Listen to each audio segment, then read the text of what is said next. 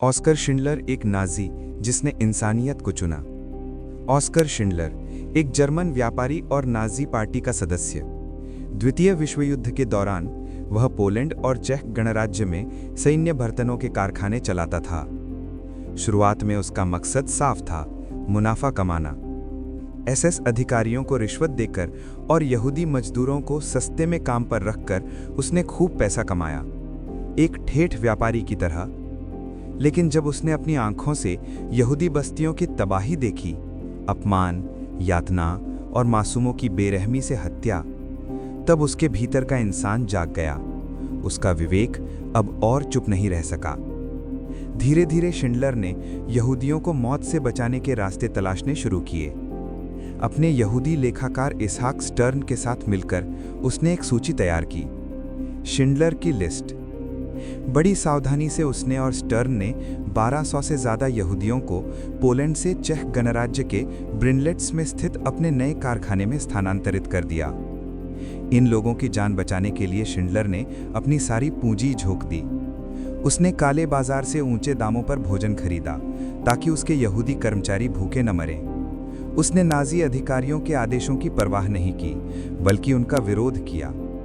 इतना ही नहीं, अपने हथियार कारखाने में उसने जानबूझकर कभी एक भी काम का गोला नहीं बनाया।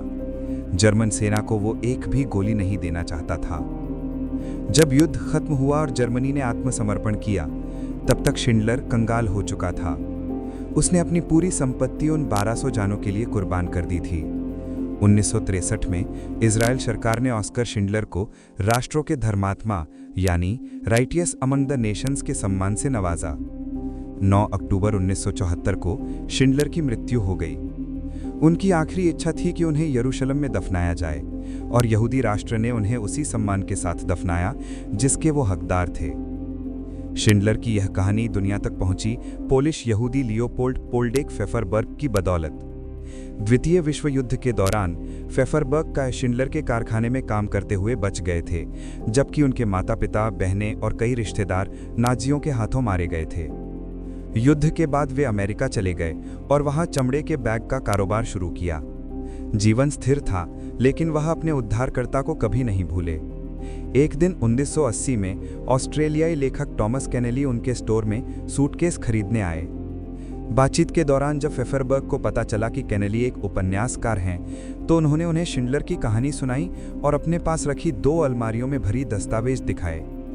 लगभग 1 घंटे की बातचीत के बाद केनेली ने यह कहानी लिखने का निर्णय लिया। फेफरबर्ग ने न केवल सलाहकार के रूप में काम किया, बल्कि केनेली के साथ पोलैंड की कई यात्राएं भी की ताकि हर विवरण सच्चा रहे। 1982 में जब शिंडलर्स आंख प्रकाशित हुई, तो केनेली ने यह किताब फेफरबर्ग को समर्पित की, यह कहते हुए कि आपके जुनून और दृढ़ता ने इस किताब को जन्म दिया। 1 दशक बाद इस किताब को यहूदी मूल के मशहूर निर्देशक स्टीवन स्पीलबर्ग ने शिंडलर्स लिस्ट के रूप में फिल्माया।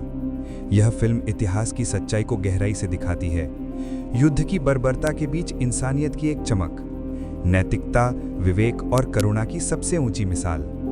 फिल्म को 7 ऑस्कर पुरस्कार मिले, साथ ही ब्रिटिश एकेडमी और गोल्डन ग्लोब के भी कई सम्मान। 2007 में अमेरिकी फिल्म एसोसिएशन ने इसे AFI's 100 ग्रेटेस्ट फिल्म्स की सूची में 8वां स्थान दिया। कई दर्शकों का कहना है यह सिर्फ एक फिल्म नहीं, बल्कि एक सबक है, एक याद दिलाने वाला सच कि 70 साल पहले की उस तबाही में भी एक नाजी सदस्य ने अपने विवेक की आवाज़ सुनी और राज्य के आदेशों के खिलाफ जाकर हजारों यहूदियों की जान बचाई। शिंडलर की यह कहानी हमें यह सिखाती है कि किसी भी परिस्थिति में मानव विवेक ही आचरण का सर्वोच्च मानदंड है, और जब ज़मीर और आदेश आमने सामने हों, तो सच्चा इंसान वही है जो विवेक का साथ चुने।